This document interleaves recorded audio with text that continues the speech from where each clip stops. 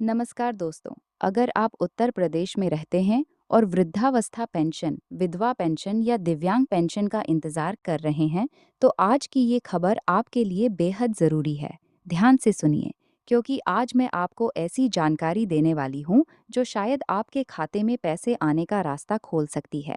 कई लोगों की पेंशन कई महीनों से रुकी हुई है और आज एक बड़ा अपडेट सामने आया है। अगर आपने इस वीडियो को बीच में छोड़ दिया, तो हो सकता है कि आपको अपनी पेंशन की सबसे महत्वपूर्ण जानकारी ही छूट जाए। इसलिए पूरा वीडियो ध्यान से देखिए, क्योंकि आगे 15 जिलों के नाम, अप्रैल मई जून की रुकी किस्तें और भुगतान अटकने के असली कारण, सब कुछ विस्तार से बताऊंगी। दोस्तों, सबसे पहले आपको बता दूं कि उत्तर प्रदेश में पेंशन वितरण को लेकर एक बड़ा अपडेट आया है। दावा किया जा रहा है कि 15 जिलों के लिए पेंशन भुगतान से जुड़ा बिल पास हो चुका है। करीब 6.5 करोड़ रुपए का बजट स्वीकृत हुआ है और भुगतान की प्रक्रिया अब आगे बढ़ गई है।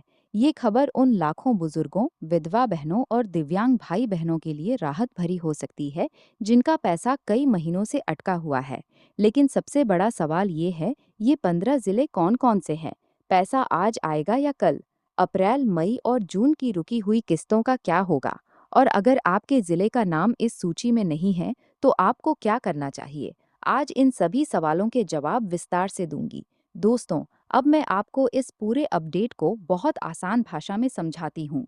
दिए गए अपडेट के अनुसार उत्तर प्रदेश में पेंशन वितरण के लिए 15 जिलों से संबंधित भुगतान प्रक्रिया को आगे बढ़ाया गया है।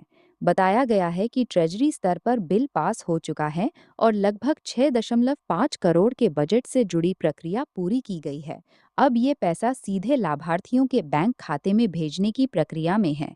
अपडेट में ये भी कहा गया है कि भुगतान प्रक्रिया पीएफएस के स्तर पर आगे बढ़ रही है और इसमें कुछ समय लग सकता है। यानी अगर प्रक्रिया समय के अनुसार आगे बढ़ती है, तो संबंधित लाभार्थियों को आज शाम से लेकर अगले दिन तक खाते में भुगतान दिखाई दे सकता है। लेकिन दोस्तों, यहाँ एक बहुत ज़रूरी बात समझ लीजिए। सिर्फ बिल पास होने का मतलब ये नहीं है कि हर व्यक्ति के खाते में उसी समय पैसा दिखाई देगा। सरकारी भुगतान में बिल, ट्रेजरी प्रक्रिया, पीएफएस और डीबीटी जैसे अलग-अलग चरण होते हैं। इसलिए खाते में पैसा दिखने में कुछ समय का अंतर हो सकता है। कई बार पैसा सिस्टम में ट्रांसफर हो जाता है, लेकिन बैंक खाते में दिखाई देने में 1-2 दिन लग जाते हैं। इसलिए घबराएं नहीं, धैर्य रखें और अपने बैंक खाते पर लगातार नज़र बनाए रखें। अब सवाल आता है, इस भुगतान का फायदा किन लोगों को मिलेगा? बताए गए अपडेट के अनुसार इसमें वृद्धावस्था पेंशन के लाभार्थी, विधवा या निराश्रित महिला पेंशन के लाभार्थी और दिव्यांग पेंशन पाने वाले लाभार्थी शामिल हैं। यानी अगर आप इनमें से किसी भी कैटेगरी में आते हैं और आपका भुगतान इसी प्रक्रिया में शामिल है, तो आपको अपने बैंक खाते और पेंशन स्टेटस पर नज़र रखनी चाहिए। और ख़ास बात यह है कि अपडेट में अप्रैल, मई और जून की रुकी हुई किस्तों का भी उल्लेख किया गया है। हालांकि किस लाभार्थी को कितनी किस्त और किस तारीख को मिलेगी, ये उसके रिकॉर्ड और भुगतान स्थिति पर निर्भर करेगा। इसलिए अपना स्टेटस ज़रूर चेक करें। दोस्तों, अब आते हैं उस जानकारी पर जिसका सबसे ज़्यादा इंतज़ार है। वे 15 ज़िले कौन से हैं? बताए गए अपडेट के अनुसार इस सूची में प्रतापगढ़, शामली, प्रयागराज, बस्ती, रायबरेली, सिद्धार्थनगर, रामपुर, सीतापुर, सहारनपुर, सोनभद्र, संभल, सुल्तानपुर, संत कबीर नगर, उन्नाव और शाहजहांपुर शामिल हैं। अगर आपका ज़िला इन 15 ज़िलों में है, तो सबसे पहले अपना पेंशन स्टेटस चेक कीजिए और बैंक खाते पर नज़र रखिए। आपका ज़िला इस सूची में है या नहीं, ये हमें कमेंट में ज़रूर बताइए।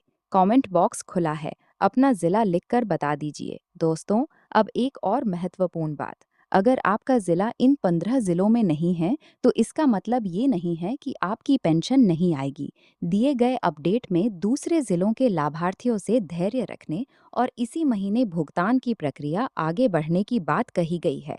इसलिए अगर आपके गांव या मोहल्ले में किसी व्यक्ति की पेंशन आ गई है और आपकी अभी नहीं आई, तो तुरंत परेशान होने की ज़रूरत नहीं है। कई बार भुगतान अलग-अलग चरणों में होता है और सभी लाभार्थियों के खाते में पैसा एक साथ दिखाई देना ज़रूरी नहीं होता। धैर्य रखिए और स्टेटस चेक करते रहिए। अगर आपको सरकारी पेंशन से जुड़ी ऐसी ज़रूरी जानकारी आसान भाषा में चाहिए, तो वीडियो को लाइक कर दीजिए और चैनल को सब्सक्राइब करना न भूलें। साथ ही इस वीडियो को उन बुजुर्गों, विधवा बहनों और दिव्यांग भाई बहनों तक शेयर कर दीजिए जिन्हें इसकी ज़रूरत है। आपका एक शेयर किसी की पेंशन का रास्ता खोल सकता है। अब बात करते हैं उन ज़रूरी चीज़ों की जिनकी वजह से आपका भुगतान अटक सकता है। सबसे पहले अपना पेंशन स्टेटस नियमित रूप से चेक करते रहिए। दूसरी महत्वपूर्ण चीज़ है बैंक खाते में एनपीसीआई लिंक और डीबीटी की स्थिति। अगर आपका बैंक खाता सक्रिय नहीं है, डीबीटी से जुड़ी समस्या है या एनपीसीआई से संबंधित कोई दिक्कत है, तो भुगतान में परेशानी आ सकती है। इसलिए अपने बैंक खाते की स्थिति भी ज़रूर जांच लें। बैंक जाकर या नेट बैंकिंग से चेक कर सकते हैं कि आपका खाता डीबीटी के लिए एक्टिव है या नहीं। इसके बाद आता है ई-केवाईसी और सत्यापन। दिए गए कंटेंट के अनुसार कुछ लाभार्थियों के लिए सत्यापन और दस्तावेजों से जुड़ी प्रक्रिया पूरी होना जरूरी बताया गया है। खासकर वृद्धावस्था पेंशन के मामलों में जन्म तिथि या उम्र से संबंधित प्रमाण की जांच की बात कही गई है। इसलिए अगर विभाग की तरफ से कोई संदेश आया है कि आपको जन्म तिथि या उम्र से संबंधित दस्तावेज अपलोड करने हैं, तो उसे नज़रअंदाज मत कीजिए। यही वो जगह है जहां बहुत से लाभार्थी गलती कर देते हैं।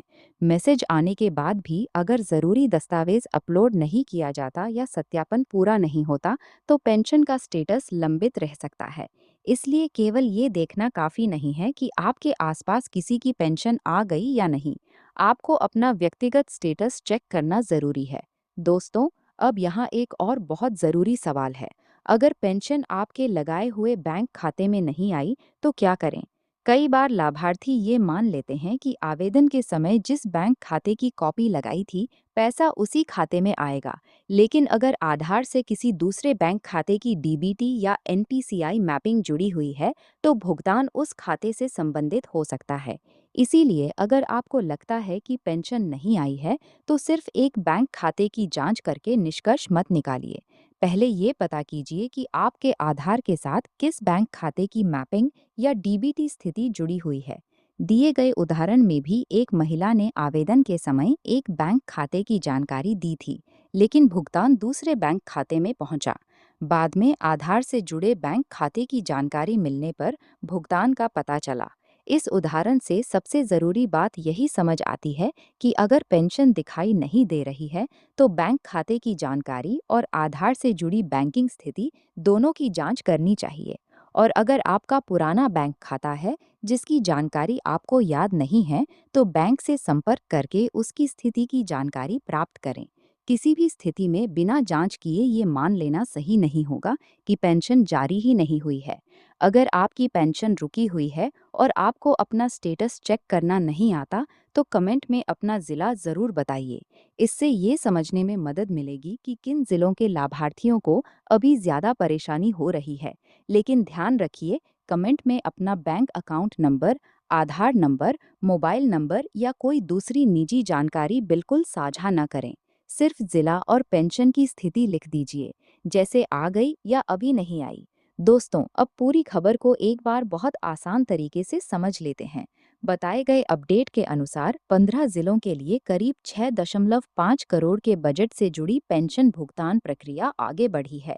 इन जिलों में प्रतापगढ़, शामली, प्रयागराज, बस्ती, रायबरेली, सिद्धार्थनगर, रामपुर, सीतापुर, सहारनपुर, सोनभद्र, संभल, सुल्तानपुर, संत कबीर नगर, उन्नाव और शाहजहांपुर शामिल बताए गए हैं।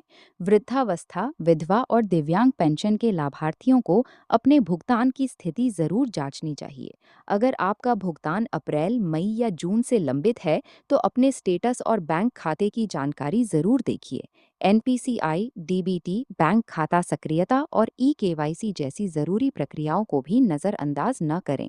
और सबसे महत्वपूर्ण, अगर आपके ज़िले का नाम इन 15 ज़िलों में नहीं है, तो सिर्फ इस वजह से परेशान मत होइए।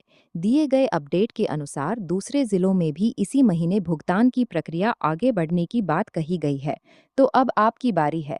आपका ज़िला कौन सा है? क्या वो इन 15 ज़िलों की सूची में शामिल है? और सबसे ज़रूरी सवाल, आपके खाते में पेंशन का पैसा आया है या अभी भी इंतज़ार है? कमेंट में सिर्फ अपना ज़िला और पेंशन की स्थिति बताइए, जैसे आ गई या अभी नहीं आई। अगर आपको पेंशन, सरकारी योजना और ऐसे ज़रूरी अपडेट लगातार आसान भाषा में चाहिए, तो वीडियो को लाइक कर दीजिए। इसे उन लाभार्थियों तक शेयर कीजिए जिन्हें इसकी ज़रूरत है।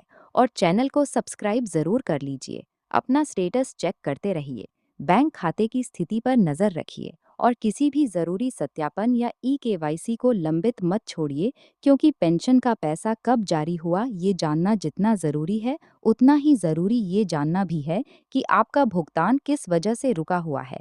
इसी उम्मीद के साथ कि जल्द से जल्द पात्र लाभार्थियों को उनका लंबित भुगतान प्राप्त हो। आप अपना ज़िला कमेंट में ज़रूर बताइए। मिलते हैं अगली ज़रूरी अपडेट में। तब तक अपना ध्यान रखिए और सभी ज़रूरी सरकारी जानकारी के लिए जुड़े रहिए। धन्यवाद।